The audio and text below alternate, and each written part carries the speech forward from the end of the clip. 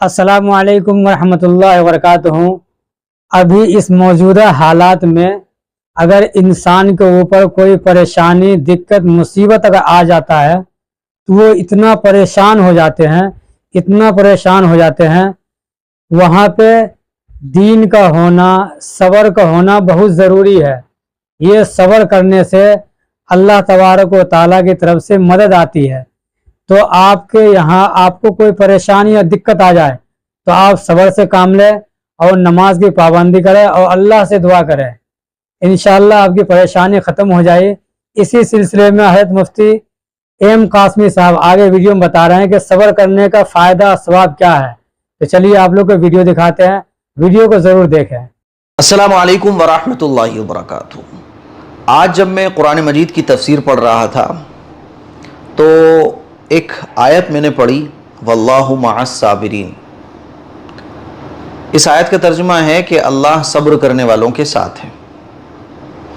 तो जब मैंने इस आयत पर गौर किया तो गौर करने के बाद मुझे पता चला कि कई जगह पर अल्लाह ताला ने इस तरह की आयतें ज़िक्र फरमाई हैं, जैसे वल्लाहु मअस साबिरीन, इन्नल्लाह मअस साबिरीन, है ना।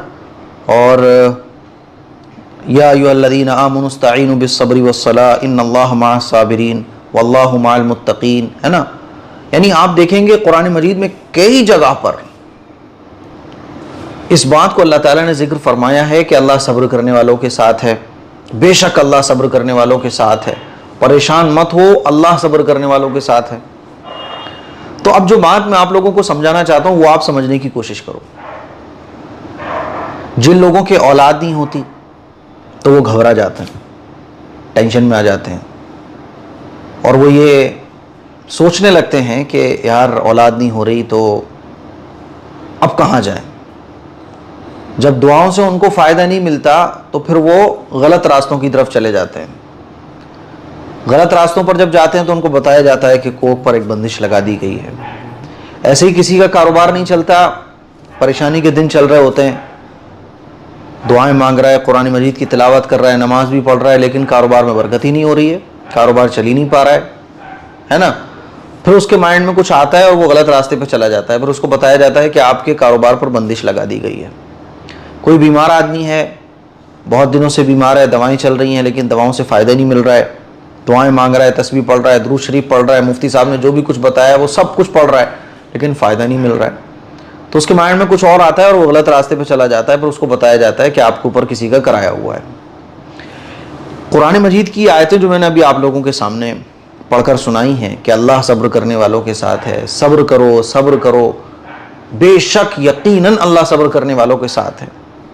ऐसा अल्लाह ने क्यों कहा है? इसका मतलब यह है कि दुनिया के अंदर हर चीज आपको नहीं मिलेगी, दुनिया के अंदर हर ख्वाहिश आपकी पूरी नहीं होगी। इस दुनिया के अंदर सब कुछ नंबर 1 चलता रहे आपकी मर्जी के मुताबिक, ऐसा नहीं होगा। आप चाहोगे कि एक बेटा भी हो जाए लेकिन बेटियां ही बेटियां हो रही होंगी घर के अंदर। आप चाहोगे कि एक बेटी हो जाए, बेटे ही बेटे हो रहे होंगे। आप चाहोगे कि मेरा बिजनेस इस लेवल पर पहुंचे लेकिन उस लेवल पर नहीं पहुंच रहा होगा, हालांकि आप दुनियावी एतबार से सारी मेहनतें ठीक कर रहे हो। बीमारी आ गई अचानक से, उम्मीद के खिलाफ एकदम बड़ी बीमारी आ गई और उस बीमारी में बाज़ दफ़ा इंसान लड़ते लड़ते इस दुनिया से भी चला जाता है। बाज़ दफ़ा क्या होता है कि लाखों रुपए खर्च होने के बाद आदमी रिकवर हो जाता है। तो ये सब कुछ होगा, तभी तो अल्लाह ने कहा कि अल्लाह सब्र करने वालों के साथ है। तो एक चीज़ तो ये समझना है कि हर चीज़ हमारी तबीयत के मुताबिक नंबर 1 होती रहे, ऐसा नहीं होगा। कभी ऐसा भी होगा कि शादी हो गई, 4-6 साल गुजर गए, औलाद नहीं हो रही है। तो इस दुनिया के अंदर सब कुछ होगा। अब करना क्या है? तो अल्लाह ताला क्या फरमा रहा है? इन्नल्लाह मअस साबिरीन, सब्र करना है तुम्हें। और सब्र करने का रिजल्ट क्या होगा कि अल्लाह सब्र करने वालों के साथ हो जाएगा। अल्लाह ने ये नहीं कहा कि दूसरे रास्ते पर चले जाओ। और जो लोग ये कह रहे हैं कि बंदिश लगा दी गई है, रिश्तों पर बंदिश, कारोबार में बंदिश, कोख पर बंदिश, है ना, और तुम्हारे ऊपर किसी ने जादू कर दिया है, ये नहीं कहा अल्लाह ताला ने कि कहीं और चले जाओ। अल्लाह ने कहा सब्र करो।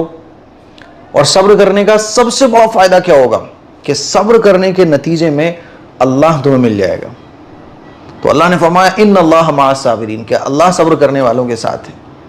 वल्लाहु मअस साबिरीन, अल्लाह सब्र करने वालों के साथ है।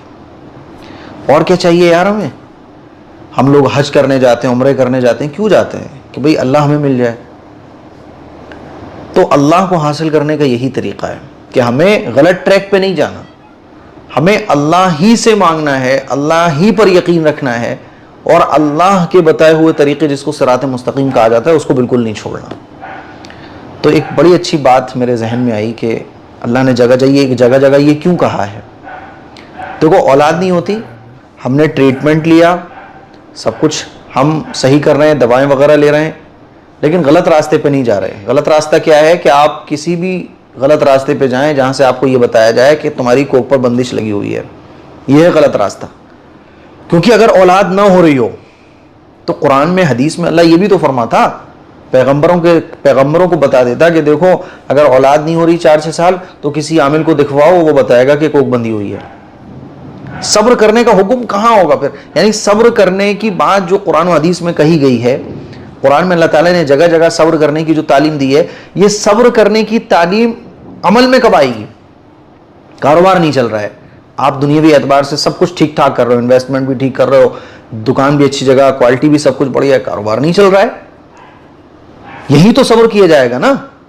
बीमारी आ गई, दवाएं आप बहुत ठीक ठाक करा रहे हो, सारी चीजें बढ़िया चल रही हैं, इलाज भी ठीक ठाक चल रहा है, शिफा नहीं मिल रही, तो यहीं पे तो सब्र किया जाएगा ना। औलाद नहीं हो रही, आपने अपना ट्रीटमेंट कराया, सारी रिपोर्ट्स एकदम बढ़िया हैं, दवा भी बढ़िया चल रही है, डॉक्टर कह रहा है सब्र रखो, हो जाएगा, तो आपको यहीं तो सब्र रखना पड़ेगा ना। ऐसा तो नहीं है कि फौरन रास्ता छोड़ के दूसरे रास्ते पे चले जाओ। तो पता ही ये चला कि सब्र करने की जब अल्लाह ताला ने कहा है, इसका मतलब प्रॉब्लम्स आएंगी, तकलीफें आएंगी, हालात हमेशा एक जैसे नहीं रहेंगे, और जब हालात एक जैसे नहीं रहेंगे तो आपको सब्र करना पड़ेगा, और सब्र करोगे तो फिर अल्लाह तुम्हें मिलेगा। और बेसब्र बन जाओगे कि काम नहीं चला तो फौरन किसी आमिल के पास चले गए और उसने कहा कि साहब कारोबार पे आपकी बंदिश लगी हुई है, तो फिर सब्र का रहा। इसीलिए मेरे अजीज भाइयों, मेरी बहनों, अल्लाह से ताल्लुक़ आपका परेशानी में और मजबूत होना चाहिए। तो फिर आप इन आयतों में शामिल हो जाओगे जिनके लिए अल्लाह ताला ने ये आयतें नाजिल फरमाई हैं। सहाबा इकराम के जो दर्जे हैं ना, उनमें से कुछ हिस्सा भी हमें मिल जाएगा। तो मुझे उम्मीद है कि जो बातें मैं आपको समझाना चाह रहा हूँ वो आपको अच्छे तरीके से समझ आ गई होंगी। इसके लिए कुछ शेयर करें, दूसरों तक पहुँचाएँ। अस्सलामु अलैकुम वरहमतुल्लाहि वबरकातुहू।